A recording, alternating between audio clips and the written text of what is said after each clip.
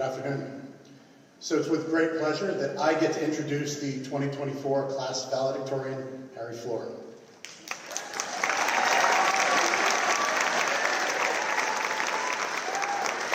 So here we are on June 1st. It's the first day of hurricane season. If Harry's GPA were captured on the wind scale classification, it would basically be a category 5. Harry conquered the most rigorous courses MCDS has to offer, and he did it with tenacity, poise, honor, and integrity.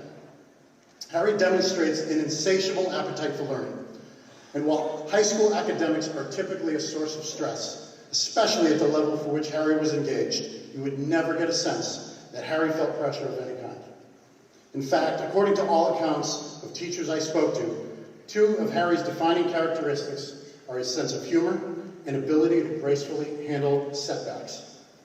Harry brought education to other students in Miami via the Breakthrough Program. He served as a teaching fellow, which allowed him to connect with and inspire young middle school students. Harry became a mentor and model to his students by personalizing the experience and bringing curriculum to life. As the president of student government, I have appreciated Harry's creative wit and collaborative spirit, and I'd be remiss if I didn't share some of Harry's most impressive accolades. Before he addresses his class one more time, I'd like to share that Harry is a presidential school semifinalist, which is the first MCDS has had in over 15 years.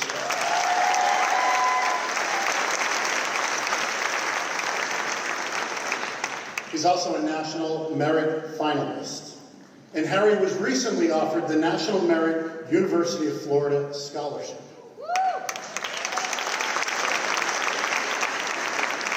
Harry was admitted to the prestigious honors program at the University of Florida, and well, Gainesville better prepare themselves because there is a new Gator in town who is set to disrupt and make a huge splash in the educational ecosystem.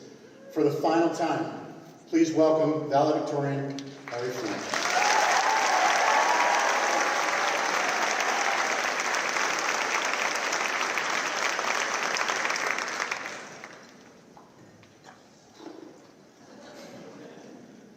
First things, thank you very much. I couldn't have said it better myself. Good afternoon.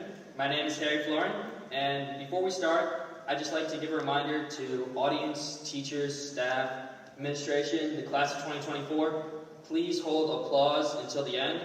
We have places to go, and I promise I'm talking as fast as I can. Thank you.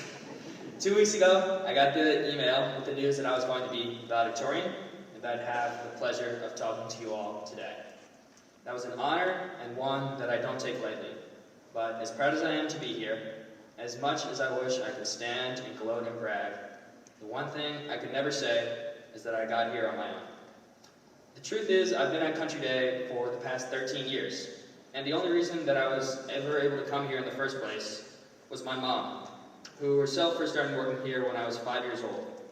Every day since, for 13 years, she has worked harder than anyone I know to provide me with the education that I'm lucky enough to have today.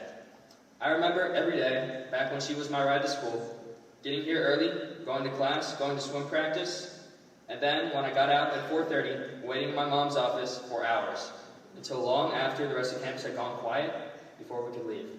My mom is the first here and the last to go. I know because I drove with her, and I hated it when I was a kid. But I just wanted to go home, but here now, all I can say is how much I appreciate every hour of her life that she gave up to give an opportunity to me and to my family. While I have nothing but love, respect, and admiration for every member of the Miami Country Day School community here today, I can say that I believe fervently, if it wasn't for the work that my mom has put in every single day, the school would grind to a halt. And I could say certainly that without her, there's not a chance I would be here, speaking with you today or on this stage. The same is true for my dad, since I was a kid, has always inspired me to push myself, who has my whole life never put a limit on who or what I could be, and who still inspires me today. And it's true for my brothers, who are here today, who have taught me everything that I know. And for my teachers, and for my classmates. As proud as I am to be a valedictorian, your student government president, and your homecoming king, the one thing which, all true. The one thing I could never claim to be is self-made. Any accomplishment I've had in the past 4 years, anything that might come in the future, are all just a testament to how great everyone around me has been, and support and how much work and sacrifice the people that I love have given to give me the opportunities that I've been so lucky to have. So I want to say a thank you to all of you for every experience and every opportunity you've given me. And a thank you to the Miami Country Day administration for giving me this final chance to speak today, to say my thanks and to say goodbye. Writing this speech forced we're not even halfway done, so just lock in.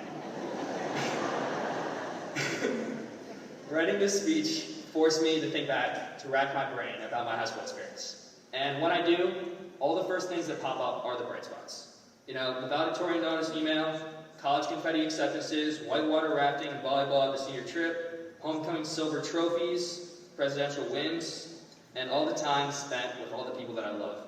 The good parts are what stick out first, but that's not all there was, and it's not all I remember. For example, on the first day of my junior year, and I talk about this a lot, after school I was crossing the street to go to swim practice, and I didn't look both ways, and before I knew it, a car came barreling towards me and knocked me clean out of my shoes, which I heard the phrase knocked out of my shoes before, and I kind of thought it was like a figure of speech or exaggeration. For me, it wasn't. I was knocked actually out of my shoes, which were dragged. It's a long story. But that wasn't a positive or a bright experience, but it was very memorable to me. And so was the other time at Country Day in 3rd grade, when, while running the 50-yard dash on the field, I tripped, fell, and broke my collarbone. And I was 8, and I was in a sling for 8 weeks, all summer after that. That was also memorable, and so were other disappointments. College rejections, homecoming losses, college deferrals, disappointing grades, lost friendships, college waitlists, and senior assassin eliminations, which, again, as a side note, and just to get it out of the way, for me, a lot of people still argue that my elimination shouldn't have been allowed. So it was probably against the rules and definitely against the law. But, yeah, it's fine. I'm totally over it, Tanner. It's fine. I don't even think about it anymore. But anyway, looking back at my Country Day experience, with a bird's eye view, it's all the extremes that pop out. The good and the bad, but everything I don't remember are all the bland, ordinary moments between every high and low. All the lectures, study sessions, tests, everything that in the moment felt so urgent and so necessary. After the fact now is all just blended together into a big, mundane, routine blur. For the class of 2024, if there's one thing that you listen to me today about, let it be this.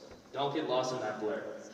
We walk out the theater today, we're taking the first step of the first day of the rest of our lives. And life, I think, is way too short to be spent on days that you won't remember. It's too short to fill with mundane, urgent tasks, and that are only important the moment you complete them. And it's too short not to make every memory count.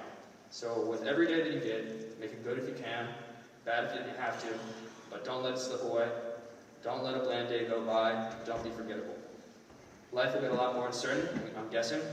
I've known and gone to school with the same 100 people, they're right over there, for the past decade, and next year that won't be true.